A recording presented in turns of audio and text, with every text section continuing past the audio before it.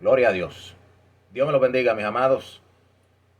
La semana, bueno, diría ya 3 semanas atrás hice un video sobre la ley y la salvación. En esta ocasión quiero hablar sobre la ley y la ley del Espíritu. Mira qué bello eso suena. La ley del Espíritu de vida en Cristo Jesús. Pablo habla de esa ley del Espíritu en Romanos capítulo 8, versículo 2. La ley del Espíritu, y a través de todas sus epístolas, él habla de eso y los otros apóstoles también. La guianza del Espíritu es la vida. Ser guiados por el Espíritu, no por una ley. Guiados por la misma vida que es el Espíritu. Nosotros los seres humanos siempre necesitamos o buscamos ser guiados por una ley. Una ley concreta, una regla, donde quiera que vamos, queremos saber las leyes, las reglas. Es la manera que la carne se puede someter a un sistema que uno puede entender y razonar con la mente. Cuando no hay leyes, el ser humano se turba. El nuevo pacto ha establecido que los únicos que serán salvos son los que tienen suficiente fe para atreverse a ser guiados por el Espíritu de Dios en vez de una ley concreta. Cualquiera se puede guiar por una ley. Por eso es que Pablo dice a los Gálatas que la ley es un ayo. La ley de Moisés era un ayo, un tutor. Algo o alguien que te ayuda a saber cómo caminar, ir creciendo desde niñito hasta llegar a ser un adulto. Entonces ahí ya tú puedes caminar solo, sin la guianza de ese tutor, de ese ayo que era la ley. Cuando uno llega a ser un adulto, ya uno necesita que le estén dando tantas reglitas, reglas, esto, no hagas esto, no hagas aquello. Eso es lo que uno hace a los niños. Ya cuando ya uno llega a una madurez, uno puede utilizar ya los sentidos que uno tiene por dentro. En el nuevo pacto, ese sentido viene del Espíritu. Dios ha establecido que seremos guiados por el Espíritu. Los que son guiados por el Espíritu de Dios, los tales son los hijos de Dios. Fíjate eso bien. Hay gente que se quiere guiar por las leyes escritas en tablas de piedra. Leyes que son blanco y negro, escritas en páginas de papel. Se quieren guiar por eso. El problema es que van a haber muchas situaciones en tu vida donde esas leyes que están escritas en blanco y negro, tú no vas a saber cómo aplicarlas en ciertas situaciones. Por ejemplo, en el viejo pacto estaba la ley de guardar el sábado. Se tenía que reposar de toda obra. Cuando llegó Jesucristo a la tierra y él sanó enfermos en el sábado, los que querían guardar esa ley, de acuerdo a su conocimiento, de acuerdo a la letra en blanco y negro, cuando Cristo sanaba en el sábado, lo acusaban de romper la ley. ¿Por qué? Porque ellos no entendían la voluntad del Espíritu. La voluntad del Espíritu, o sea, la voluntad de Dios, era sanar a un enfermo. Pero estas personas que todavía no habían logrado entrar en la vida del Espíritu, en el andar en el Espíritu, ellos solamente se podían regir por una regla, una ley, una letra en blanco y negro que decía: no trabajes, no puedes trabajar, cesa de tus obras. Y al ellos ver que alguien hacía algo por un enfermo, lo levantaba, tomaba su lecho y andaba, veían que alguien hizo una obra y lo condenaban por haber roto la ley.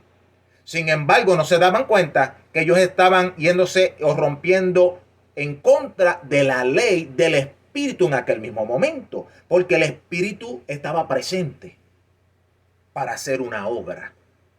Alabado sea el nombre de Jesús. Esa es la importancia de entrar en la ley del Espíritu. Y eso es lo que hace el nuevo pacto. Por eso es que tuvo que venir Cristo. Porque sin Cristo no se puede entrar en caminar en la ley del Espíritu. Cristo dio el Espíritu para que todos los que son guiados por el Espíritu puedan ser llamados hijos de Dios. La ley de Moisés es buena. La ley de Moisés señala el pecado.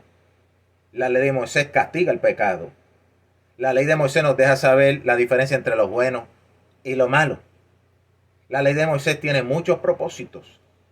Dice Pablo a Timoteo que para todo lo que no se somete a la sana doctrina, para eso es la ley. Pero para los que andan en el Espíritu, ahora han encontrado una ley superior. Es una ley más arriba de la ley de Moisés. La ley de Moisés, por ejemplo, decía: no adulterarás. Jesucristo habló de esto. ¿Habéis escuchado de los antiguos? No adulterarás. Pero ¿qué es la ley del Espíritu? Que nunca conocieron los que querían someterse a la ley. Nunca podían, en la gran mayoría, porque hubieron siervos de Dios en viejo pacto que conocieron la ley del Espíritu, como David, Moisés, toda esa gente.